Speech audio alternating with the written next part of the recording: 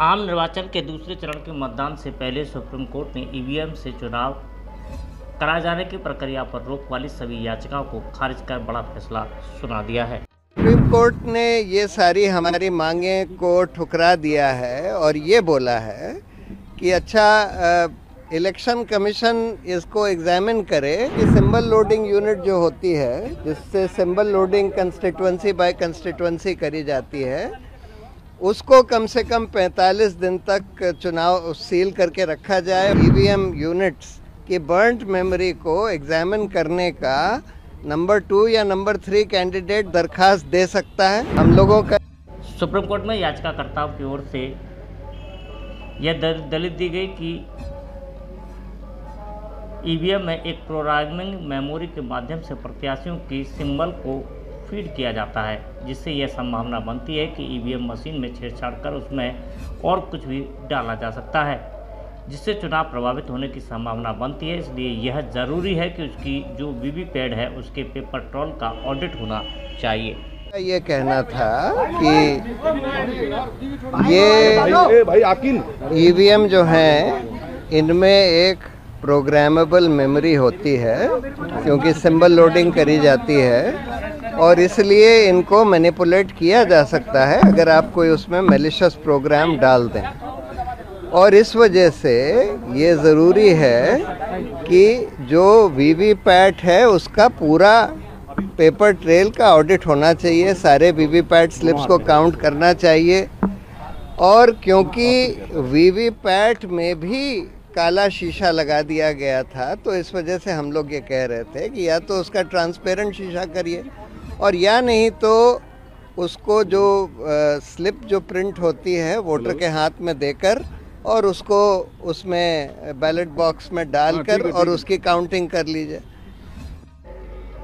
सारी वीवीपैट की पर्ची को गिनती के लिए एक बैलेट बॉक्स में डाला जाना चाहिए, जिसमें मशीन और पर्ची दोनों की गणना करने के बाद में यह स्पष्ट होना चाहिए कि मशीन में पड़े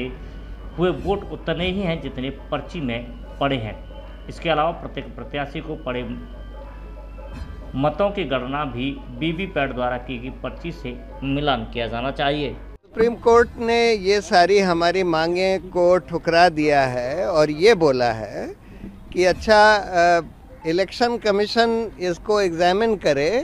कि सारे बैलेट पेपर्स पर अगर हम वो डाल दें मार्क, उस पर मार्क डाल दें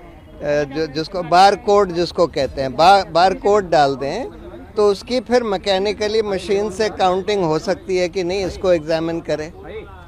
और दूसरा उन्होंने ये बोला है कि सिंबल लोडिंग यूनिट जो होती है, जिससे symbol loading constituency by constituency करी जाती है,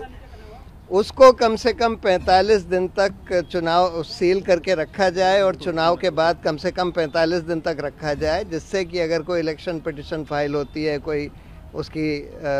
कोर्ट मांग करता है, तो उसको देखा जा सके। याचिकाकर्ता की ओर से सुप्रीम कोर्ट में वरिष्ठ वकील प्रशांत भूषण के द्वारा सुप्रीम कोर्ट में कहा कि जो वीवीपैट की पर्ची है उसे बैलेट बॉक्स में डालकर सुरक्षित रखा जाए और उसकी गिनती की जाए, मशीन और वीवीपैट की पर्ची से मिलान किया जाए। सुप्रीम कोर्ट ने याचिकाकर्ता की यह दलीलों को खारिज कर सभी याचिकाएं खारिज कर दी। सुप्रीम कोर्ट ने कहा कि चुनाव आयोग इसे निर्धारित करे कि वीवीपैट की सभी पर्चियों पर एक बारकोड अंकित कर दिया जाए, जिस पर जरूरत पड़ने पर उसकी जांच टेक्निकल टीम के द्वारा की जा सके।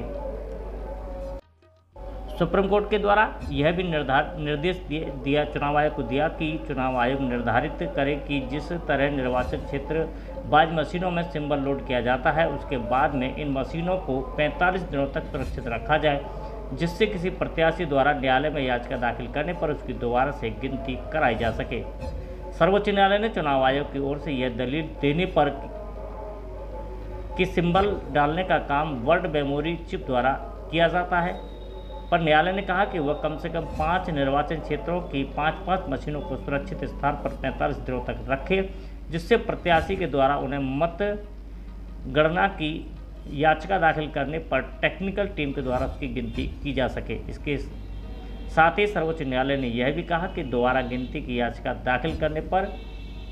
प्रत्याशी के द्वारा मतगणना का खर्चा वहन किया जाएगा।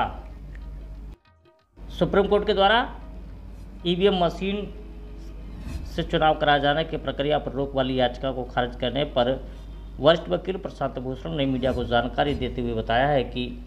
तीसरी बात उन्होंने ये बोली है कि जो इसमें इलेक्शन कमीशन ने बोला कि नहीं, इसमें जो मेमोरी होती है वो तो चिप में बर्न्ट होती है, और तो कोर्ट ने ये बोला है कि जो भी बर्न्ट मेमोरी है उसमें 5 हर असेंबली कंस्टिट्यूंसी में 5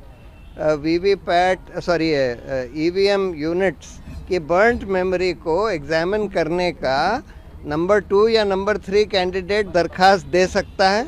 और उसको फिर एक टेक्निकल टीम एग्जामिन करेगी, लेकिन उसका खर्चा उस कैंडिडेट को देना होगा जो उसकी मांग करता है। ये कह के उन्होंने ये सारी पिटीशन डिस्पोज ऑफ कर दी।